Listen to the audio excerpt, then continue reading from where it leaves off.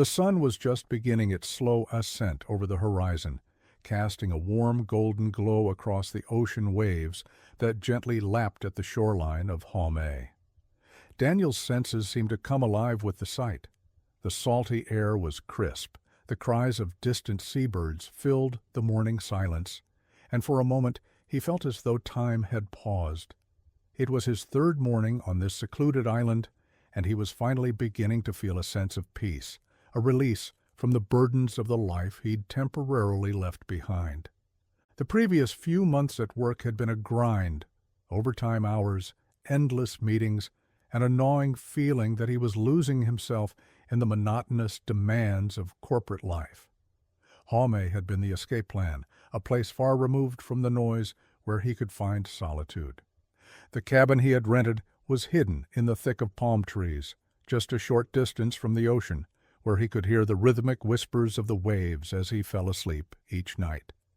There were no large hotels here, no swarms of tourists, and no pressure to fit in with a crowd. Haume was a forgotten gem, a land of untouched beaches, lush green jungles, and a heavy, almost mystical atmosphere that clung to its trails and hillsides.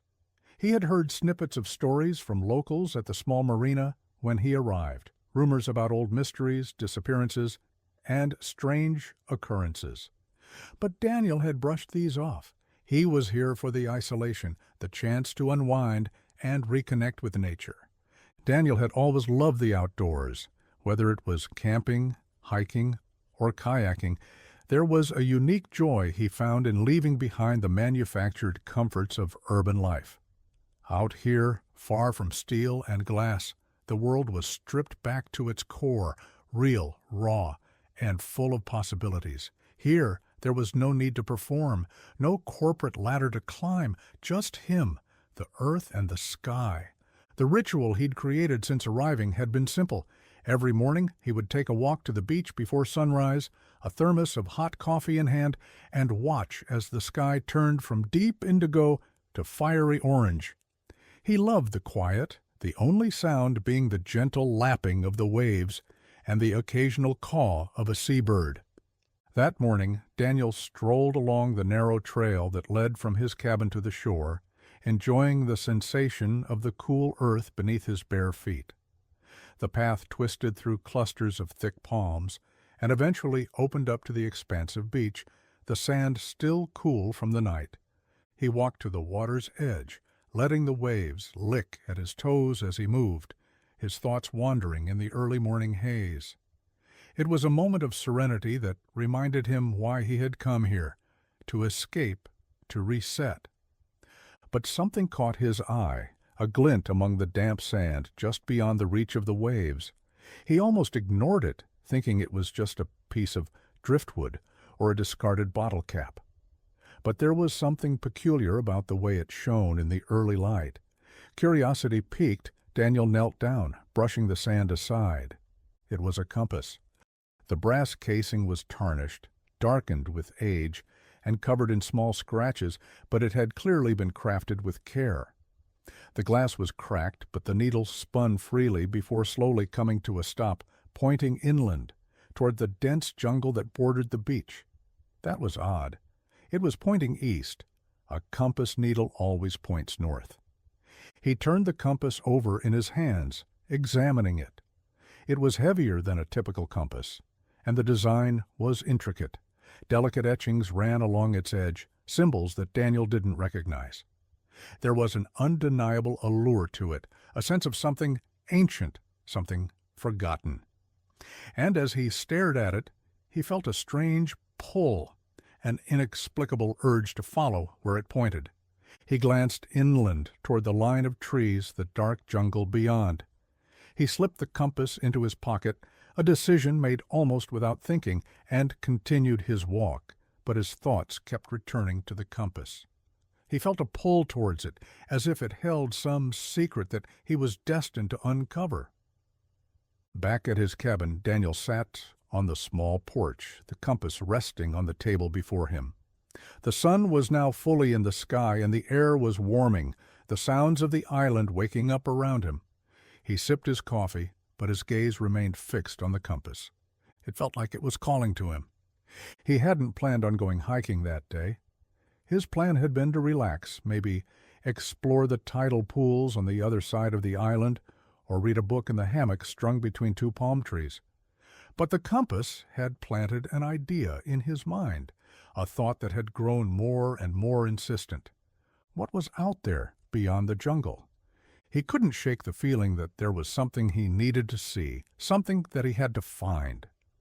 Before he knew it, Daniel was packing his rucksack, water, a flashlight, a couple of protein bars, and a small first aid kit. He tied the laces of his hiking boots, slung the pack over his shoulder, and took the compass from the table.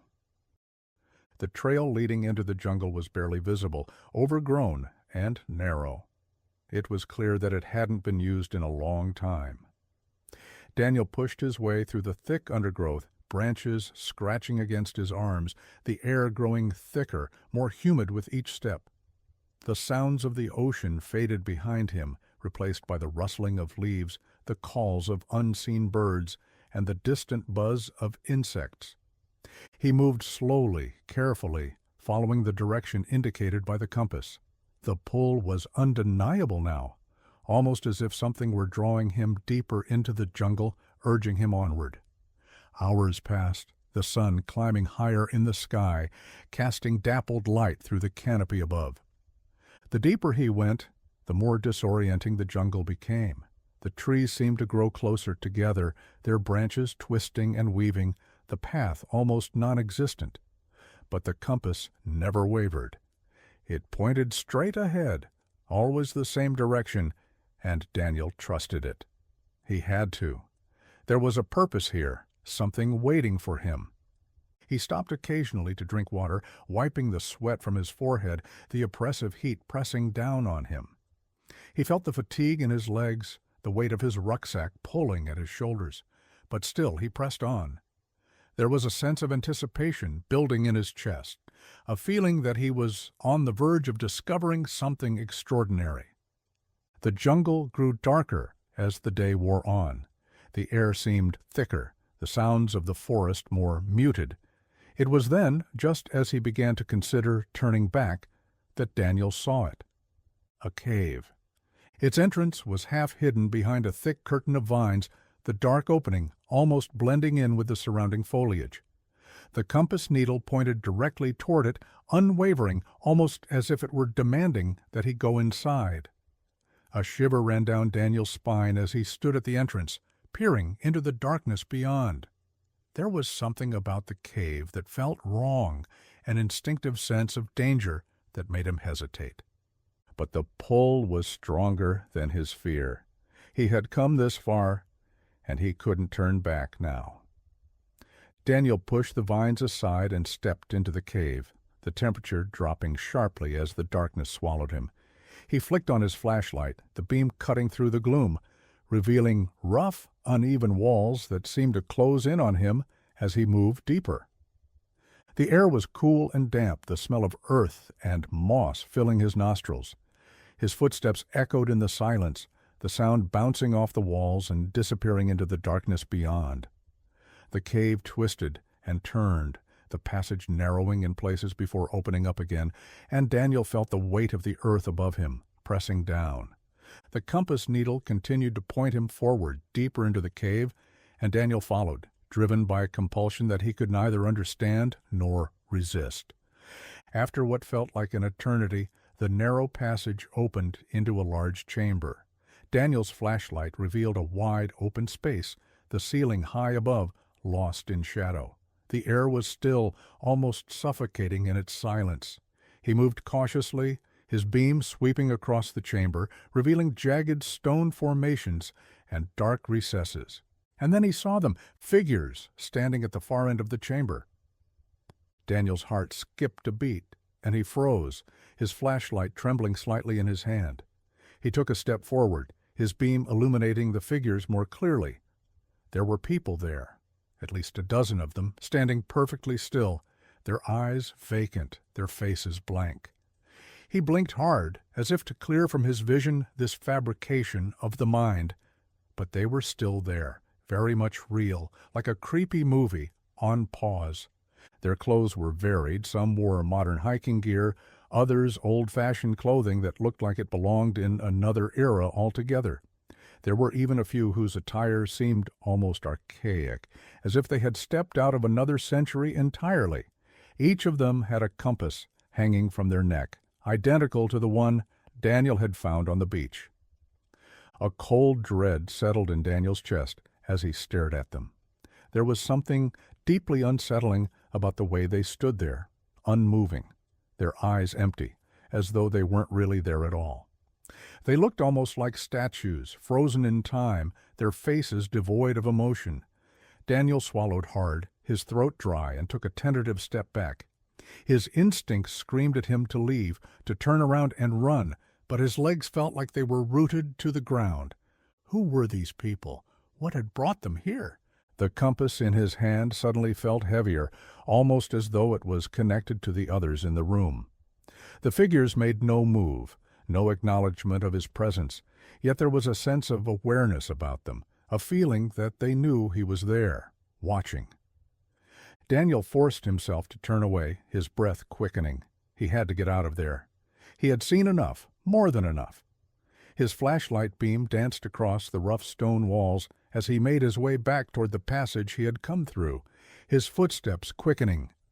He glanced back once, just to reassure himself that the figures were still standing there, and his stomach turned.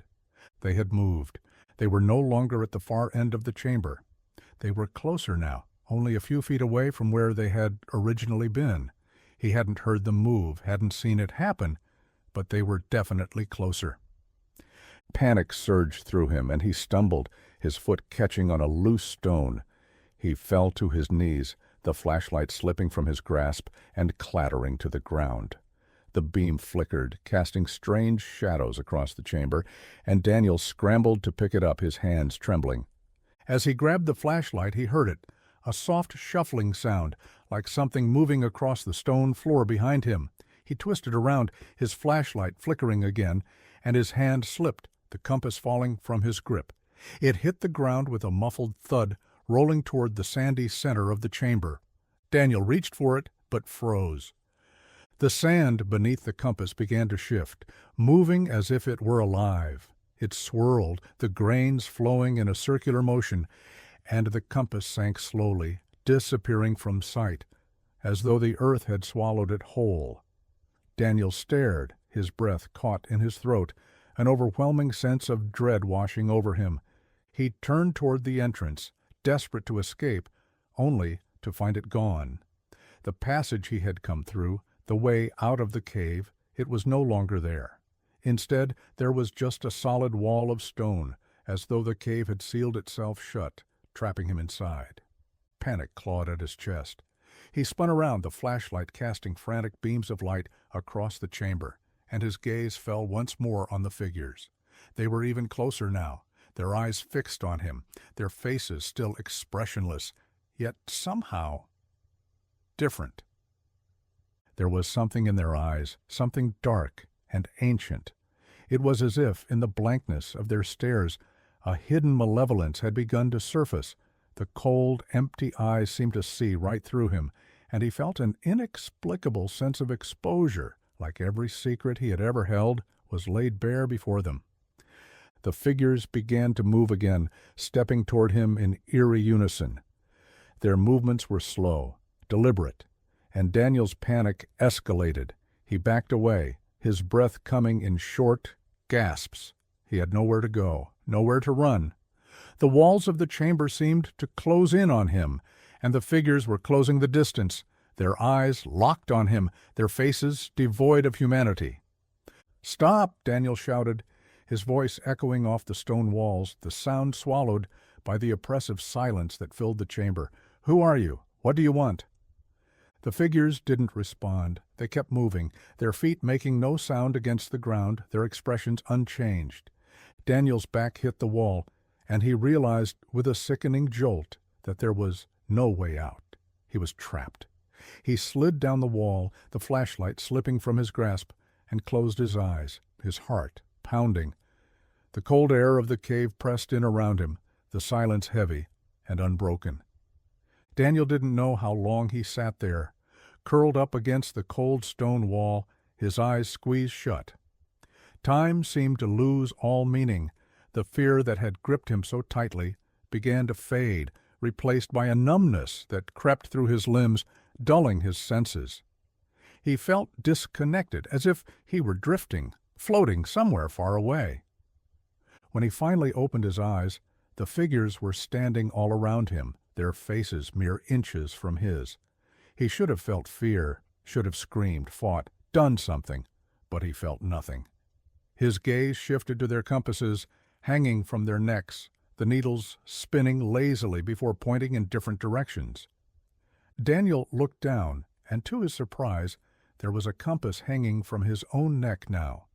It was identical to the one he had found on the beach, the brass dark and tarnished, the needle quivering as it tried to settle on a direction. He reached up, his fingers brushing the cold metal, and a strange calmness washed over him. He stood slowly, his movements stiff. The figures around him stepped back, giving him space, and Daniel felt an odd sense of belonging, as though he had found his place among them. The chamber was silent, the air heavy, and Daniel knew, with a certainty that defied explanation, that he was meant to be here. He was one of them now. Days passed, or maybe weeks.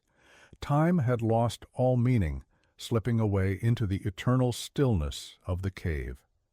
Daniel stood among the others, his body rigid, his gaze fixed on the darkness ahead. He no longer felt hunger or thirst, no longer felt the aching fatigue of his muscles. He felt only the waiting, a deep, unending patience that seemed to have settled into his bones. The others were still around him, each of them standing silently, their faces blank, their eyes unseeing. The compasses hung from their necks, the needles sometimes spinning, sometimes pointing in a direction that only they seemed to understand. There was no need to speak, no need to move. They were waiting, and that was enough. Daniel's thoughts were slow, clouded, as though a fog had settled over his mind. He could barely remember why he had come here, what he had been searching for. The memories of his life before, the cabin, the beach, the world beyond the jungle, they were distant, faded, like a dream he could barely recall upon waking. The only thing that felt real now was the waiting. And then, one day, or perhaps one night, he couldn't tell, something changed. A sound echoed through the chamber, a noise that seemed to cut through the silence like a knife. Footsteps. Someone was approaching. Daniel's eyes shifted, his gaze focusing on the entrance to the chamber. There, in the dim light, he saw a figure, a man, stepping cautiously into the cave, his flashlight sweeping across the stone walls. The man's eyes were wide, his expression filled with a mix of awe and fear. Daniel felt a stirring within him, a spark of something. Excitement, anticipation, hunger. The others around him seemed to sense it too, their heads turning in unison, their eyes locking onto the newcomer. The compasses hanging from their necks began to spin, the needles whirring, pointing toward the man who had entered their domain. Daniel could feel the pull, the call of the compasses, the unspoken command to move, to act. The man took a step forward, his flashlight illuminating the chamber, and his gaze fell on Daniel and the others. His expression shifted, fear, confusion, panic. He turned, his flashlight beam darting toward the passage he had come through, but it was gone, replaced by the solid stone wall that had sealed Daniel in what felt like so long ago. Daniel took a step forward, his movements slow and deliberate, the others following suit. The compasses spun, their needles pointing toward the man, and Daniel felt an overwhelming sense of purpose. The newcomer's eyes widened, and he stumbled back, his flashlight flickering as he tripped over a loose stone. "Please," the man shouted, his voice echoing off the walls, filled with desperation. "I don't understand. What is this place?" Daniel didn't answer. He couldn't. He simply moved forward, one step at a time, his eyes locked on the man. The others moved with him, their movements synchronized, their compasses pointing toward the frightened figure that had wandered into their world. There was no fear in Daniel now, no hesitation. only the waiting and the fulfillment of the purpose he had been given. The compasses had called this man here just as they had called Daniel and those before him, and now he would join them. Daniel reached out, his hand brushing the man's shoulder, and everything went black. The cave was silent once more, the air still and cold. The figures stood in the chamber, their eyes vacant, their expressions blank. A new figure stood among them, his flashlight lying on the ground at his feet, its beam flickering before finally dying out. The compasses hung from their necks, the needles slowly spinning, as if waiting for their next command. They were patient. They would wait, as they always had. And when the time came, when the compass called to the next lost soul, they would be ready. The cave would always be ready, and they would always be waiting.